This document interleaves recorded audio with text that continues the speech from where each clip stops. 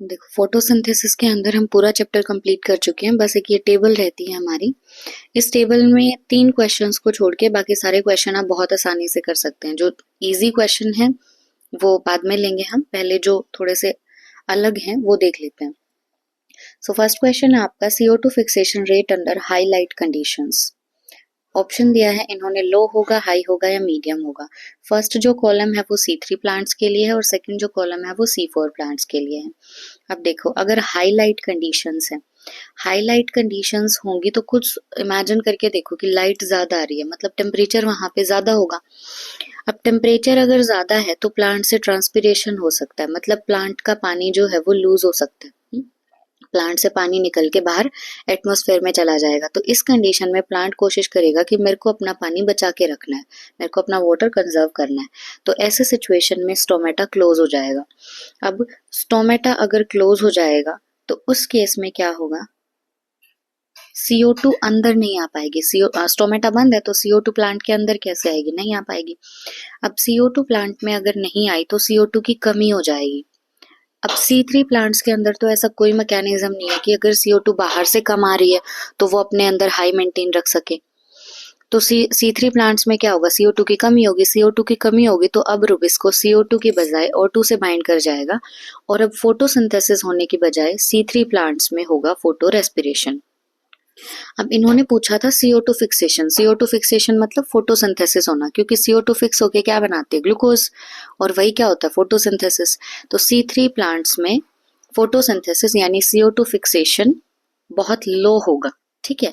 जबकि अगर C4 plants की बात करें तो उनमें ये CO2 फिक्सेशन अब भी हाई रहेगा। बेशक स्टोमेटा क्लोज है लेकिन फिर भी उनमें CO2 फिक्सेशन हाई रहेगा। क्यों हाई रहेगा, क्योंकि उनके अंदर इनबिल्ट मैकेनिज्म है कि वो अपने CO2 को हाई मेंटेन रख सकते हैं, ठीक है। तो ये हो गया हमारा CO2 फिक्सेशन वाले का। नेक्स्ट क्या दिया हुआ इन्होंने question, whether photorespiration is present at low light intensities.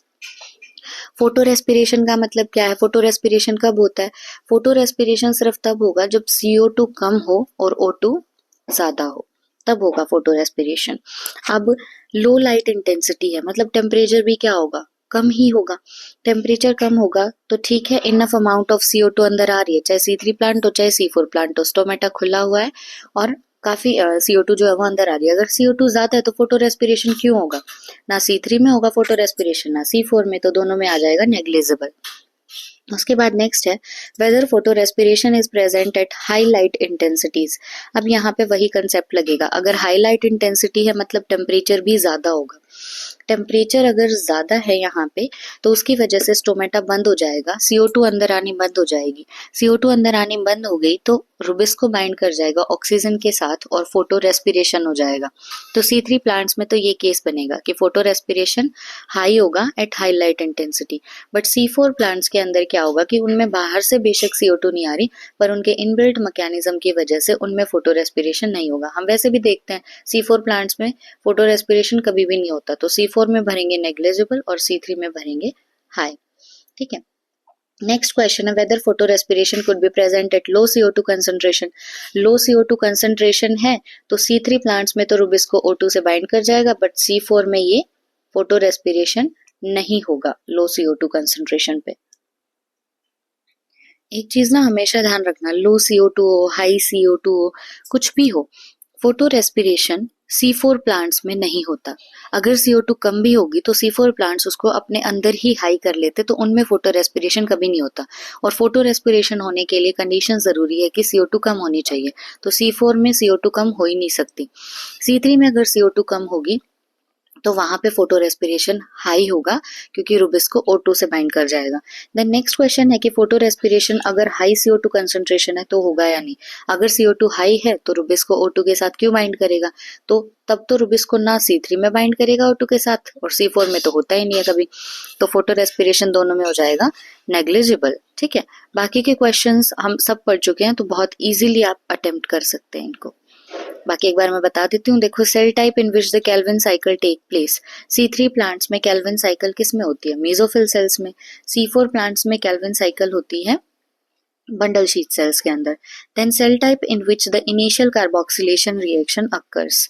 अब शुरू वाली कार्बोक्सिलेशन रिएक्शन C3 प्लांट्स में होती है मेसोफिल सेल्स में और C4 प्लांट्स में भी होती है मीजोफिल सेल्स में।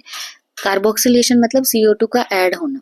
जब CO2 का जो इनिशियल एक्सेप्टर है वो C3 प्लांट्स में मीजोफिल सेल्स में प्रेजेंट है और C4 में भी मीजोफिल सेल्स में। C3 में तो सिर्फ मीजोफिल है, बंडल शीट सेल्स तो है ही नहीं। देन है how many cell types does the leaf have that fix CO2। CO2 को फिक्स करने के लिए कितने टाइप के सेल प्रेजेंट है C3 प्लांट। जहां भी CO2 फिक्सेशन आए उसका मतलब है फोटोसिंथेसिस, क्योंकि फोटोसिंथेसिस में क्या होता है CO2 फिक्स होके ग्लूकोज बना देती है। ठीक है, तो फोटोसिंथेसिस के लिए या CO2 फिक्सेशन के लिए C3 प्लांट्स में कितने टाइप के सेल हैं? एक ही टाइप के मेसोफिल सेल। जबकि C4 प्लांट्स में कितने टाइप के सेल है हमारे पास? मेसोफिल सेल भी और बंडल शीट सेल भी। नेक्स्ट क्वेश्चन है हमारे पास कि प्राइमरी CO2 का एक्सेप्टर C3 प्लांट्स में कौन है? C3 प्लांट्स में CO2 का प्राइमरी एक्सेप्टर था हमारे पास RUBP एंड C4 प्लांट्स में था PEP। उसके बाद कितने number of carbons in primary CO2 acceptor. Primary CO2 acceptor में कितने कार्बन है? RUBP में 5 थे C3 प्लांट्स में और PEP में 3 थे C4 प्लांट्स में। Then first CO2 fixation product C3 plants में क्या बना था हमारे पास? PGA बना था। PGA के 2 मॉलिक्यूल बने थे एंड C4 प्लांट्स के अंदर बना था ऑक्सालो एसीटेट। उसके बाद number of carbons in the primary CO2 fixation product.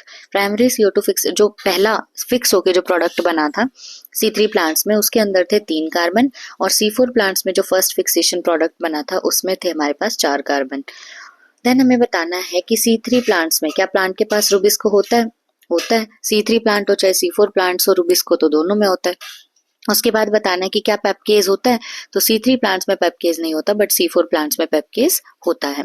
उसके बाद which cells in the plant have rubisco. C3 plants में रुबिस्को प्रेजेंट होता है मेसोफिल सेल्स में एंड C4 प्लांट्स में रुबिस्को प्रेजेंट होता है बंडल शीट सेल्स में। उसके बाद ये हम देख चुके हैं लाइट कंडीशंस वाला। देन हमें ऑप्टिमम टेम्परेचर बताना है कितना होगा C3 प्लांट्स के लिए एंड C4 प्लांट्स के लिए। तो C3 प्लांट्स के लिए ऑप्टिमम टेम्परेचर होता है 20 to 25 degree Celsius and C4 plants के लिए होता है 30 to 40 डिग्री सेल्सियस। उसके बाद एग्जाम्पल्स बताने हैं हमें C3 प्लांट्स के भी एंड C4 प्लांट्स के। C3 प्लांट्स के एग्जाम्पल बहुत इंपॉर्टेंट है, लिख लो अपनी नोटबुक में या बुक में। इसके एग्जाम्पल्स हैं wheat, rice, oat, bamboo and potato. ठीक है, क्या एग्जाम्पल? वीट है, राइस है, ओट है, बैम्बू है और पोटैटो है। देन C4 प्लांट्स की अगर हम बात करें तो उसके एग्जाम्पल है हमारे शुगर केन आएगा, मेज आएगा, सोरगम आएगा एंड अमेरंथस आएगा। ठीक है, C4 प्लांट्स के एग्जाम्पल क्या होंगे? शुगर केन, मेज, सोरगम एंड अमेरंथस।